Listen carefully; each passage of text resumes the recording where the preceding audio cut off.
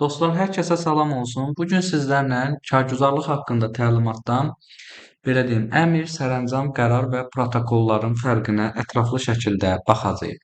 Gəlin ilk olaraq bunlar haqqda ümumi məlumata baxaq. Görək bunlar haqqda ümumi məlumatlar hansılardır? Mən də burdan, belə deyim, markerimi götürüm. Markerimi götürdüm. İlk olaraq qərara baxırıq. Qısa baxacağıq əlbəttə ki, ilk olaraq daha sonra geniş şəkildə. Baxın, qərar kollegial orqan tərəfindən bildiyiniz kimi qəbul edilir və daha sonra qərarda burada açar sözümüz var, qərara alır sözü var. Buna da ətraflı baxacağıq. Yəni demək istəyirik ki, qərarın sərəncam hissəsi əmr formasında ifadə olunurdu və qərara alır sözü ilə davam etdirilirdi.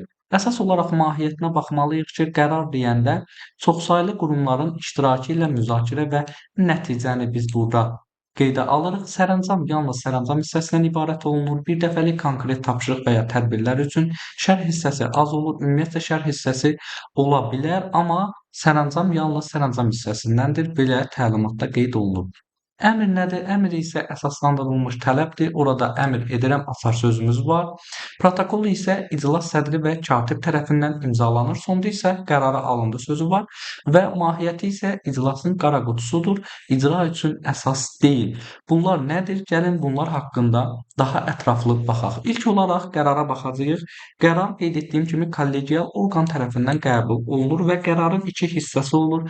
Şərh və sərəncam hissələrindən ibarət olur. Amma onu da deyim ki, uşaqlar, sərəncam hissəsi, üzr istəyirəm, şərh hissəsi olmaya da bilər. O zaman ki, görülməli tədbirlərin izahına ehtiyac olmadıqda. Gəlin sizlə real nümunələrimizə baxaq. Baxın, burada bir nümunəmiz budur ki, Nazirlər Kabinetinin 2025-ci il tarixli, məsələn 2019 nömrəli qərarı var. Mövzu nədir? Yük avtomobillərinin yol vergisindən azad olması və kontekst nədir? Qərara alır Nazirlər Kabineti ki, dəmir yolları daşınması və yaxud vergi qaydalarına dəyişiklik edilsin. Bu bir nümunəmizdir, amma bizim digər nümunəmiz də var. Baxın, nümunənin şərh hissəsi olan, bax burada da qeyd olunub şərh hissəsi olan qərar burada var. Məsələn, qərarımız kimdir? Burada bir təhsil şuramız var. Şagirdlərin imtahan nəticələrində müəyyən zəifləmələr müşahidə olunub. Tədris keyfiyyətinin artırılması və imtahan nəticələrinin yaxşırılması məqsədi ilə əlavə tədbirlərin görülməsi zərurəti yaranıb. Baxın, burada səbəbimiz var bizim, məqsədimiz var və daha sonra buradan qeyd olunur ki, dedik axı qərara alır sözü ilə davam etdirilir. Baxın, burada X təşkil şurası qərara alır, rayon məktəblərində əlavə hazırlıq kursları təşkil edilsin. Bax, bu bizim şərh hissəsi olan qərarımızdır. Amma şərh hissəsi olmayan qərarımız da ola bilər. Hansı? Məsələn, Dövlət Qulluğu Komissiyası qərarı alır. İş vaxtının dəyişdirilməsi haqqında. 1 mart 2026-cı il tarixdən etibarən iş vaxtı məsələn saat 9-dan 6-ya qədər müəyyən edilsin və s. Baxın, burada da qeyd olunub. Qeyd olunur ki, izaha, yəni ki, ehtiyac olmadıqda şərh hissəsi tələb olunmur. Bax, bu bizim qərarımızdır. Dostlar, indi isə protokola baxmalıyıq. Biz protokol dedikdə, burada da yuxarıda da qeyd etmişəm, iclasın qara qutusu. Yəni qara qutu nə deməkdir? Məsələn, burada həmin o iclasda baş verənlərin bir növ qeydə alınmasıdır. Burada gündəliyimiz var bizim, iştirakçılar var, çıxışlar var və sonda nəticənin qeydə alınması var. Bilirsiniz, həmin protokollarda stenoqramlar da, belə deyim, stenoqramlarla, yəni iclasın gedişi qeydə alına bilər. Bax, burada da var, məntiq nədir? Uşaqlar, bunu başa düşün ki, məntiq iclasın hesabatıdır burada. Və burada məsələn sənəd var, nümunə, Nazirlər Kabineti yanında operativ qərargahın iclas protokolu və s. Və buna aid sizdə işdə də ola bilər, hər hansısa bir şəxsə maddi yardım verilməsi, mükafat verilməsi də ola bilər. Amma nəticə olaraq baxın, bu hissədə qərarda konkret bir iş var idi. Yəni burada hər hansısa bir hesabat deyil, bir iş görürdük. Amma protokolda iş görmürük, sadəcə iclasın hesabatı aparılır. Sonda burada yazıb qərar alındı. Bu qərarın özü ilə bağlı da əmr verilir. Məsələn, maddi yardım verilməsi müvafiq hesab edilib. Daha sonra tutalım rəhbər ona uyğun olaraq əmr verilir ki, maddi yardım verilsin. Bax, əsas fərqi bundan ibarət idi.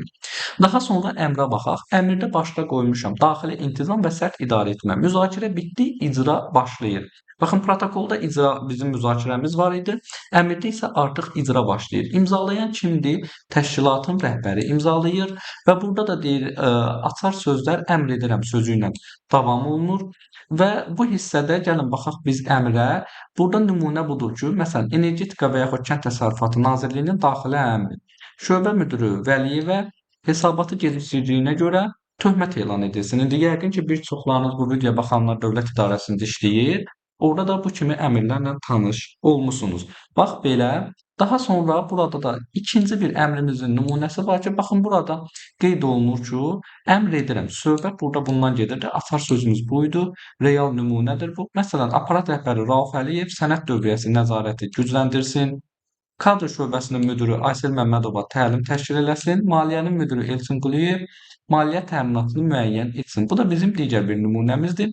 Daha sonra isə biz sərəncama baxacağıq. Dostlar, dediyim kimi sərəncam yalnız sərəncam hissəsindən ibarət olur. Bəli, şərh hissəsi ola bilərmi? Ola bilər. Ya ümumiyyətlə olmur, olsa da az olur. Məsələn, belə deyim, cümləyə müvafiq olaraq, məqsədi ilə və sair kimi ifadələrlə belə deyim daxil olur. Məsələn, buna aid nümunələrə də baxa bilərik.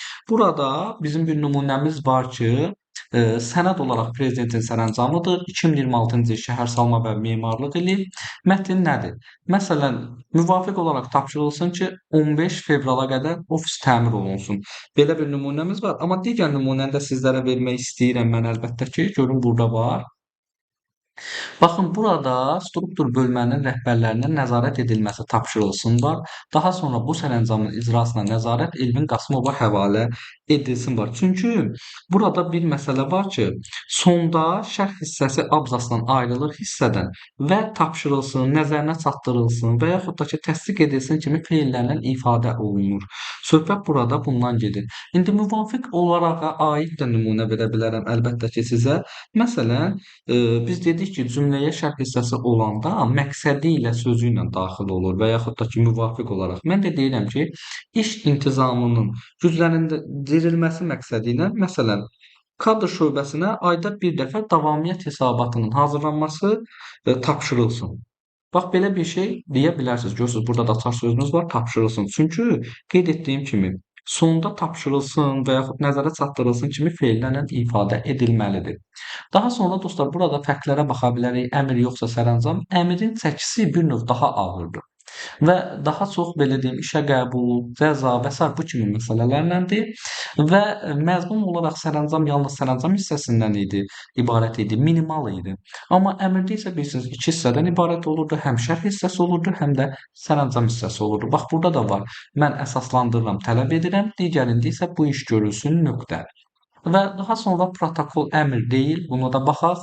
Protokol keçmişi qeyd eləyir, əmr gələcəyi formalaşdırır. Məncə elə ən əsas məsələdən biri də budur. Qızıl qayda kimi yadınızda saxlaya bilərsiniz. Burada da bizim qızıl qaydamız var. Protokol iclasın güzgüsüdür. İclasda nə baş verir, biz onu qeyd eləyirik. Əmr isə həmin belə deyim, onu hərəkətə keçirən bir düymə kimi də görə bilərsiniz. Məsələn, protokolda yaddaşdır. Deyir ki, biz qərar verdik ki, bu iş görülsün. Və bunun əsas funksiyası qeydiyyatdır. Amma əmrdə isə əsas funksiyası icra mexanizmidir. Yəni icra olunmalıdır bu iş. Söhbət burada bundan gedir. Daha sonra dostlar, burada da biz ümumi slaydımızda baxa bilərik. Təkrar kimi qərar bir nəfərindir, yoxsa qrupun. Məsələn, qrupdursa burada qərar ola bilər, protokol ola bilər. Amma bir nəfərdirsə əmr və sərəncam ola bilər. Bax belə dostlar, daha sonra belə deyim, siz bu slaydı əldə eləmək üçün mənim Telegram və WhatsApp qruplarıma üzv ola bilərsiniz.